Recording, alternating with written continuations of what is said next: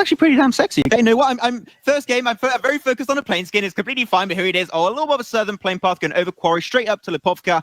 Not going to be too hard. All the teams like to drop up north, you know, from Kameshki all over to Zaki. A little bit harsh on them, but you got a lot of car spawns up north of this plane path. There shouldn't be really too bad of an influence on some of these squads. No, it really shouldn't be too bad indeed. Of course, it is still quite central, so you know, will we see team drop hot in Pachinki, School, Roshawk? Yasnai will be accessible. Will we see teams drop and spread out in between Mansion and Shelter? It is going to be very accessible. And of course, Milta Power on the far east is within the plane path. Gonna have a few squads getting really close to going to military base. Are some teams committing? Yes, there is. That's going to be NASR finally going to be going for the jump. HQ not quite committing. They're going for a little bit of a 2-2 split, having 2 members in Ferry Pier, 2 members on the Western Bridge. So some gatekeeping can come into play depending on where this phase 1 circle shift actually does take us. But now a lot of teams going up north, of course, they want to try and spread a lot more. That comes back to what you were saying earlier, right, Imperium? They want to try and play as passive as they possibly can. So by doing that, that'll be great. And, ooh, okay, goes to the west. I'm a little bit sad, but that is very focused on the north. So teams to go to Zaki, shooting range, or Saverni could have like really nice rotation point. But George Pole and all the bridge compounds, spicy. It is, and even Everest could be a prominent location for these teams. And of course, you have the compound that's a little bit kind of down the kind of south of Everest is also very, very popular. Of course, 2 squads will be currently focused in the area of Pachinki, where we have the Kings. We don't think they're going to play too aggressive, so I think that if one of these 2 squads have intel and a team being around them, they're going to play very passive, even potentially finish their looting stage, get a car if they got one that spawns close to them, and just get the hell out of there. You've seen that already from 69. Slot's going to be getting that one and just getting the hell out of that around the vicinity of Pachinki, which I think is a very safe way to play it. But a few teams are getting surrounded, while B not going to have too good of a position to hold on to, but they're going to get really pressured away by the other squad. I like the fact that we've seen this side kind of be in center of Pachinki. Is if, look, you know, you want to go near us, you're going to have to really go into the eye of the storm, as they call it. Go into the center, come near us, and we will take you down. I love the fact that they did all land pretty close together. Yeah, it's going to be nice. They get themselves with that loot set up pretty nicely. Well, oh no, MTB, Military B, and SNT, they're going to be clashing. SNT, a team that is already indeed qualified for the World League stage over here in Milta Power. Unfortunately, Nudie is going to be left alone. Not too many people will be around there, so that's the point of being alone, actually. Yeah. And he's going to get normally breached up. At least it's cool because they got to get through a door to actually get access to the rooftop. So this could be huge for him to, like, you know, just pinch them out in a gatekeeping situation. And MTB, you know, formerly AO4, you know, they finished second in their Iraq region, so they were close to that, securing that #1 spot, but they just couldn't get it done. Sometimes it just doesn't happen, but at least they make it through to the region final, so that means they have another shot. But gonna have, of course, Jamaz from headquarters getting a shot. Nice initial knockdown. Doesn't flush it out. He does try and go for it, and he doesn't get punished, but Des having the punish right after for Ragnar. Took a little bit slow to engage, where it is. It's a 1-for-1 trade-off. Unfortunate that they both lose one team early on, but that means very split. And we saw the headquarters, they dropped around the area of Ferry Pier. Why did they send only one member over to Sovnokka? I don't know. Well, we are used to seeing kind of scouts from that point of view, but yeah, they're definitely a little bit unusual for them. But as SNT, still trying to find the members of NTB. I like that position set up by Dammy. SNT now, they were able to trade off that position, which is super valuable for them. Mooney, if he tries to cross over, you know that he's going to instantly flush it out. That looks like a pretty damn good nade. And it does knock it down. What a Kobe coming out from Dammy. But Mooney, unfortunately, just can't move. He is pinched. He can't take the car. He's going to get absolutely flushed away. That nade looks good too. Puts him so low. And what a bunch of insane nades coming out from SNT Imperium on this engagement. Another one. Oh. Another one bites. It's just not quite nearly there. And that's a nice way for SNT to engage without getting too close to comfort, right? You got the high ground. You do have that level of vision. They are in the open, but being on top of that, I don't even know what you call it, water tank, you could call it. Thing. A thing. He's on the thing. It's on the thing. It does give that really nice perspective of the members of MTB, but without them engaging fully, The revives other than No Dodie are coming through. Okay, so now what would be the best way for them to do is just disengage. You know, that one res is going to be really hard to pull off. They still go for it. Yeah. I'm surprised they didn't actually go for a little bit of an extra push, especially a flank, which I think we are slowly going to get set up by SNT. We have actually even the backdoor coming out from Besho. I was just going to say, yeah. Besho coming in now.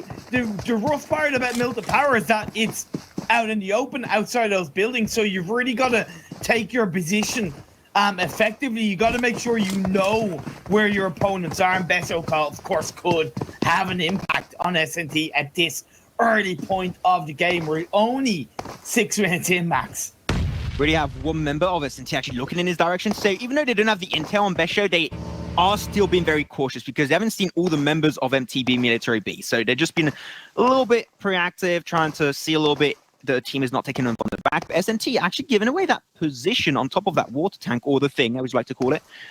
And I'm surprised they actually relieved that pressure so quickly. Oh, wow. MTB are actually looking to somewhat disengage as a two-man team, leaving, I think it's as a two-man team, and leaving 2 other players still inside Milta.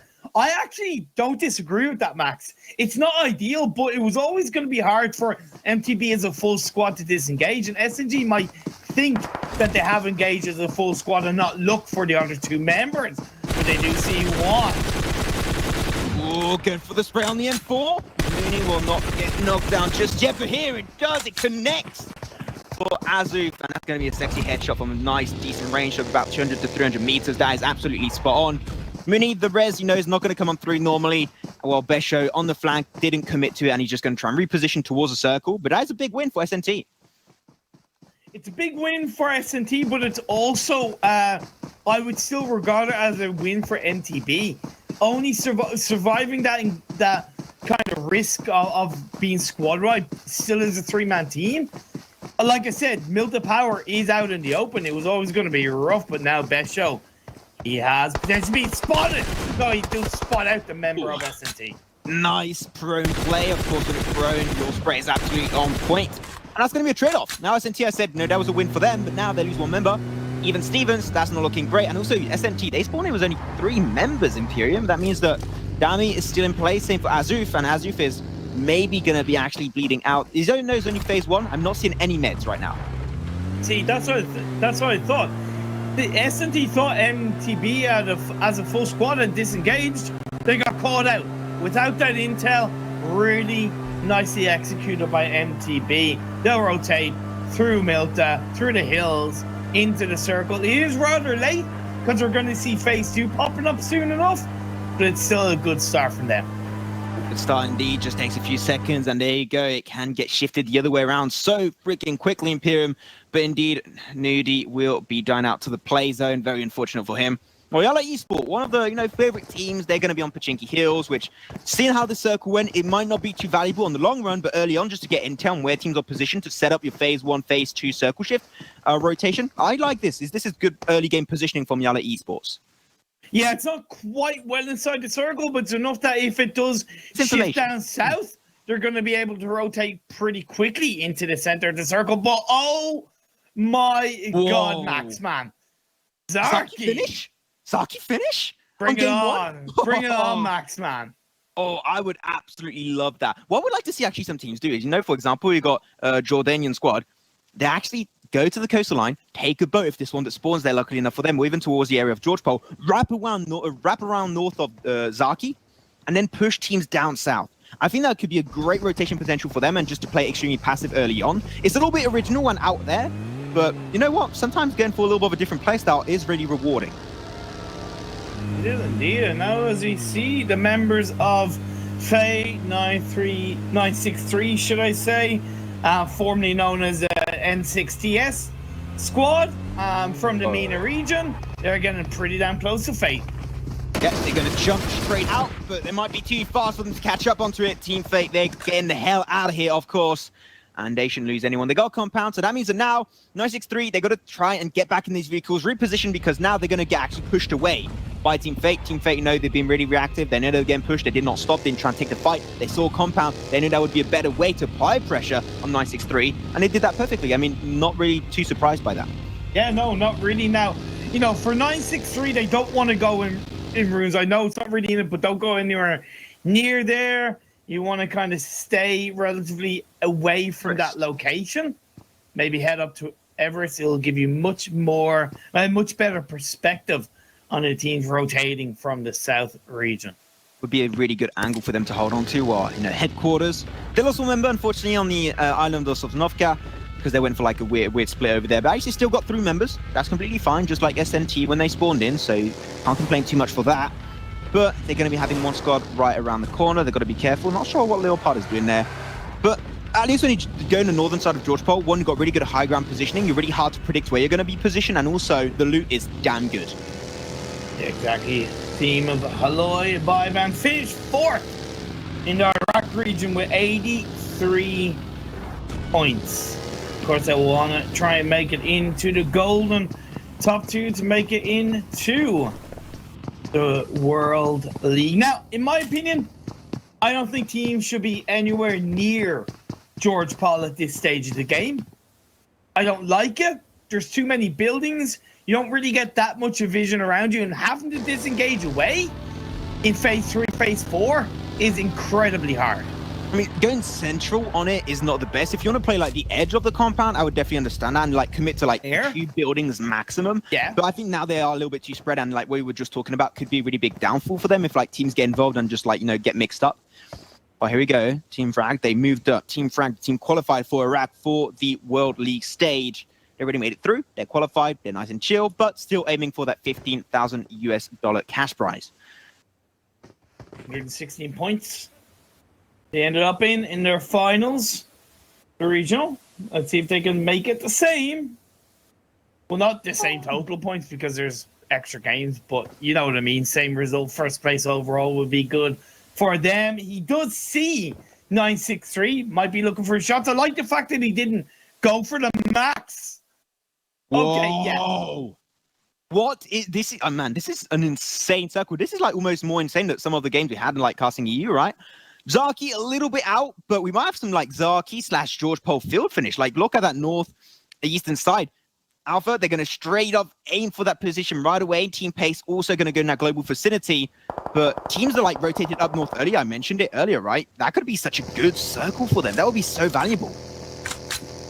It would be, and wow. it's incredibly hard as a circle for honestly all these teams, and you gave a conservative answer for the circle finish. I gave a bit more of a toxic answer. I think this is leaning on more of a toxic circle for these teams, which it's a Western stall bar, and you know what?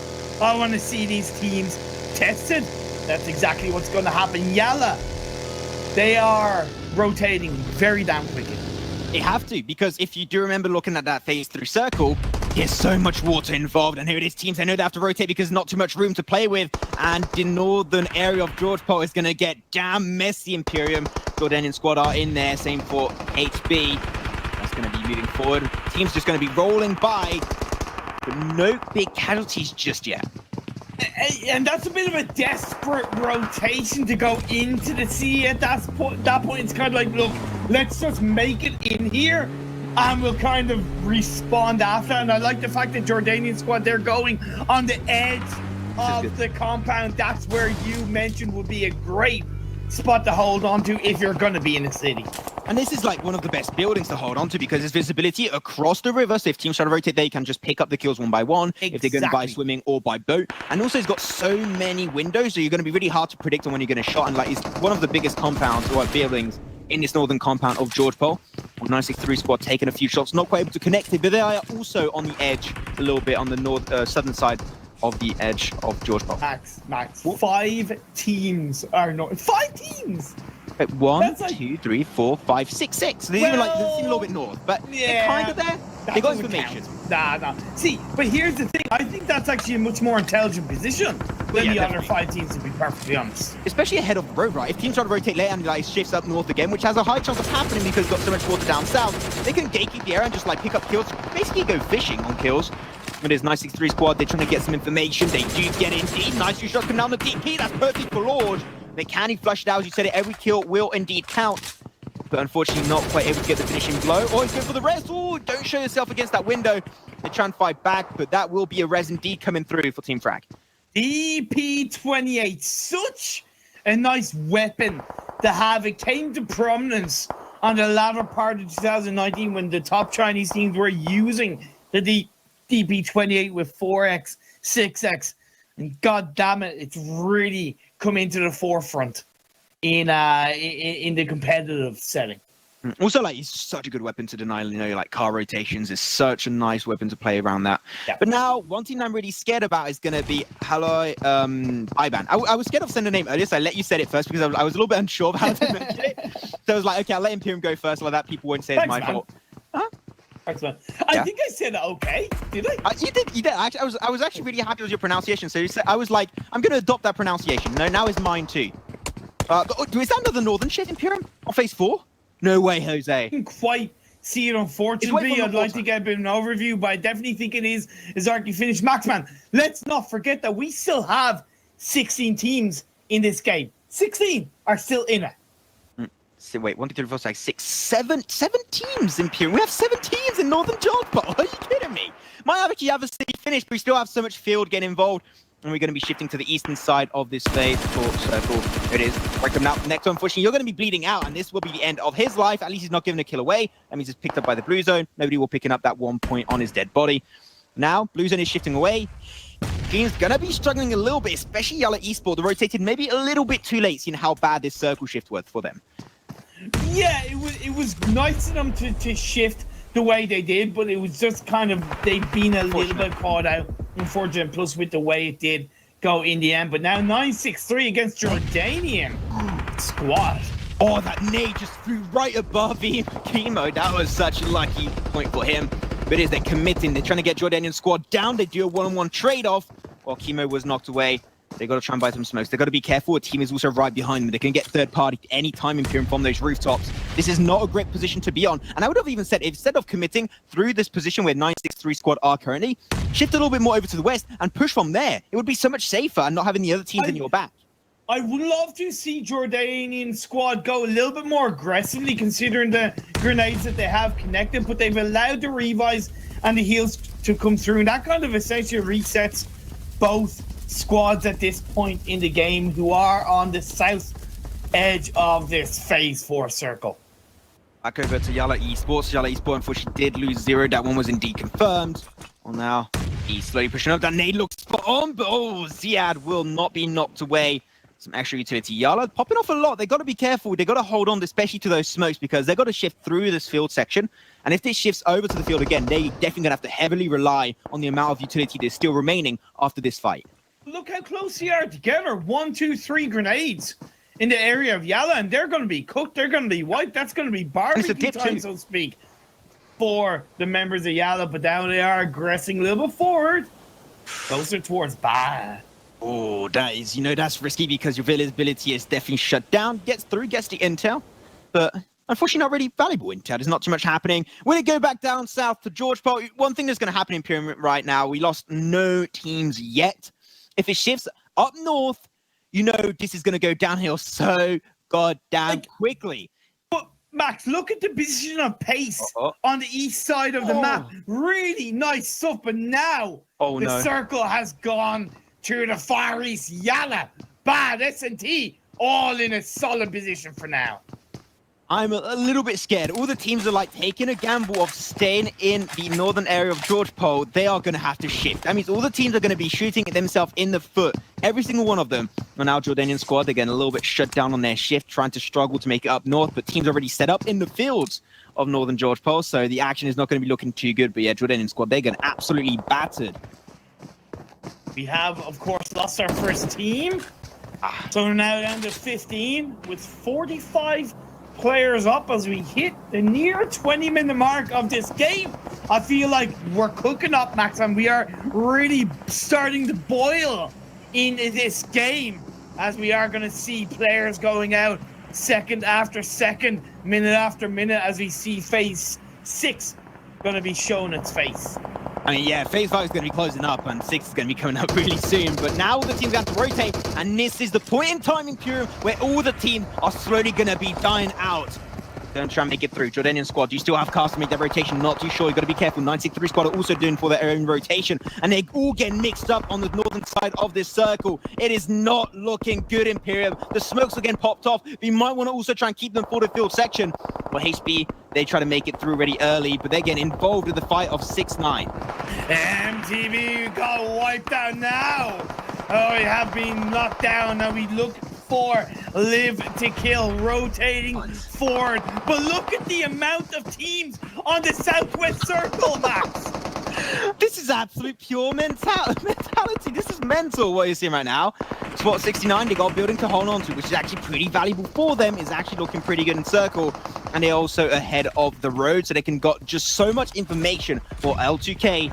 Really moving forward. They're going to be on HP in a matter of seconds. Imperium and the blue zone. Phase 5, you can't tank it for too long, or otherwise you will be taken down instantly.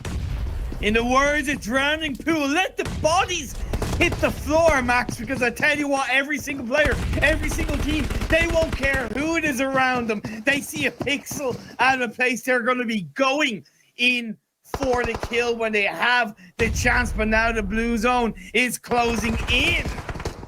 Die, Pixel, die. Not going to let you go any further to our position in the circle.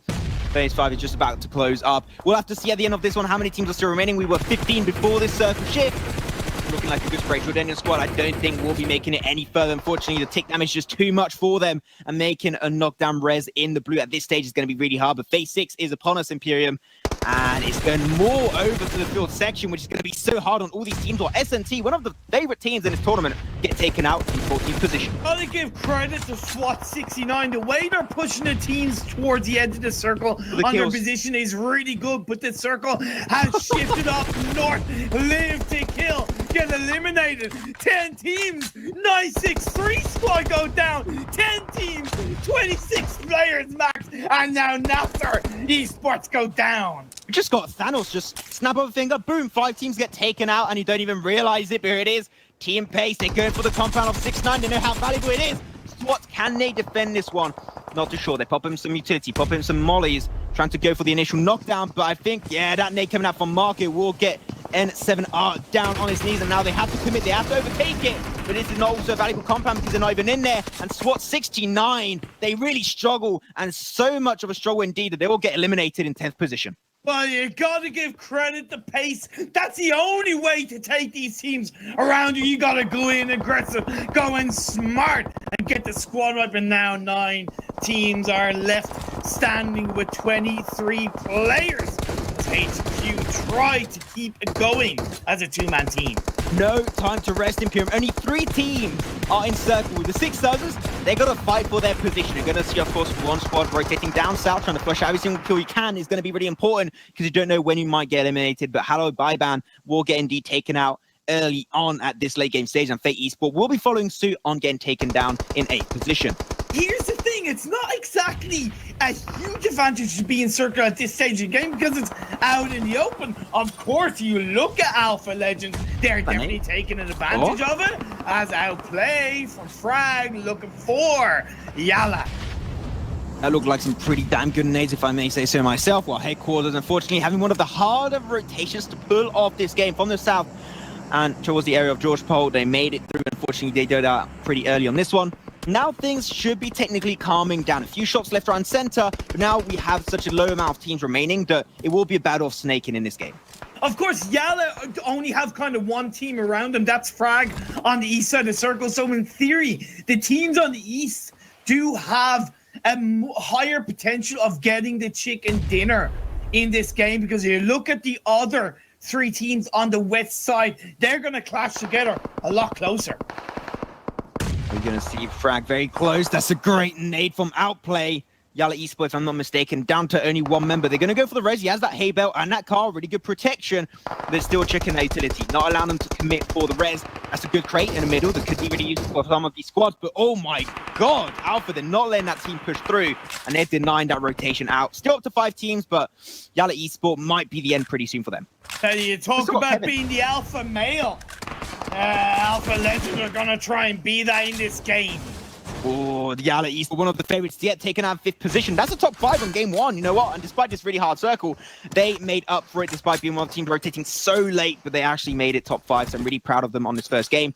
The circle shift back in favor of this team, which is Team Pace. They've got to try and hold it now and let all the other teams fight each other as they try and aim for the extra positioning. But one team that has a great entry point is actually going to be Team Frag. It's a dip. They got a lot of hay bales and still quite a bit of utility up their sleeve. They can get there without getting really contested by Team Pace. And that's the thing. I did say the team that was on the east side in this last couple of circles would have an advantage. Yala got taken out. Frag had plenty of space, but you've seen how Alpha Legends have been performing, Max. They want to get the dub. They definitely do. Got a little bit of a 2-2 split coming on through here as they try and push up one Team Pace, which I think is the better way to play this one. You can still pull off a res if you get knocked down, and you've also got 2 points of pressure to really push back these squads. I definitely do enjoy this one. Or Kaito getting shut down by outplay of Team Frag. Not looking too good. Let's not forget a Team Frag, a team already qualified, aiming for the cash prize of this tournament. And that was a spot on nade, getting an extra bit of tick damage, but will not commit to a knockdown. Yeah, of course, they saying that though. Outplay for Frag, taking a lot of that blue zone tick damage. Will that medkit come out in time? I do not think it will. That puts Frag down to just one player who is on the cusp in that loot crate box, holding on. Outplay will be confirmed by the blue zone, unfortunately, but here it is Alpha. They're back to 4 members, and they got to see it. Can they see it? Hamodi, I'm not too sure. But he's right behind it. Circle is going to be closing up. We're about to hit on phase 8 Imperium with still 4 teams, 8 players on the board. And having 4 members at this stage, I have to say how damn valuable that is. It is so valuable, especially because there's 8 players left only. So you've got 50% of the remaining players in your one team. Max Manners are down to 4 in this game 1 of the MENA regional finals. And they're all split up, so this could actually go against basically Alpha, because they are so spread, so many points of pressure by all the 3 other remaining squads against them. Could be tricky, and a few nades, no bit of utility chucked over there, could get potentially 1, 2, even 3 knockdowns. So they've got to be careful about that. But don't spread right now. This is too early for Alpha to spread, and how many members are still remaining. I disagree, believe it or not. The reason why is because it's out in the open. It comes down to pixels. And because grenades can make a big part, you have 2-3 players of Alpha in one area, 1 grenade. That could be 3 of them knocked out just like that. Thanos snapped. So I actually agree in this situation of them being spread out. Okay, no, it's fine to have 2 different points of pressure like that. We'll have to see how they want to try and commit. But Frag, lucky enough, those nades did not show him down. Really got rid of his backpack to try and reduce your 3D model height to not get detected too heavily. But Jordanian squad, HMDA, just around the corner, and he does get scattered out by Roxin. And, you know, if they kill out each other, basically that's going to allow Team Alpha to even get more pressure. And now they can maybe start to spread a little bit more because they know they got, now this is a 4v3. I just want to say, you know, Modi, the last player from Frag, he's got a Groza in his hand. We all know how powerful a Groza is. The fire rate, the damage can make a huge difference for Faker coming in. Looking good. He's going to suffer a little bit of tick damage, but he's still able to make it through, and they're getting denied Imperium. And it's looking good. Hamodi gets the knockdown. That's up to a few kills for them. Paced it up to 8 now. Kills. And absolutely popping off, and they're denying the chicken dinner away from Team Alpha. Exploded car gets the tick damage on through, but he's suffering the blue zone tick damage. Osama, he might have to actually get up. He barely makes it back in. But this is going to be a 1v1v1. Can he actually get the res? As he does indeed deny Team Pace. That's still a really hefty kill amount. And Hamodi, he's not losing any time. He does not want to allow that res to come through Imperium, and he's committing. Team Frag, will he secure the chicken dinner? We'll have to wait and see. He's coming down the res, indeed come on through. That's an instant knockdown once again, and he does take it home, Imperium. Team Frag securing himself the very first chicken dinner of this regional finals. Oh my god, Hamodi, you absolute beast. Of course, he was helped by the fact that Pace came in and shut a lot of members of Alpha down. But I kind of called it, Max. The second Team Frag had taken down Yala on that east side of the circle. They were sitting a lot prettier because they didn't really have to worry so much. They only had to look ahead at a much kind of less angle that they could just focus a bit more on the remaining teams.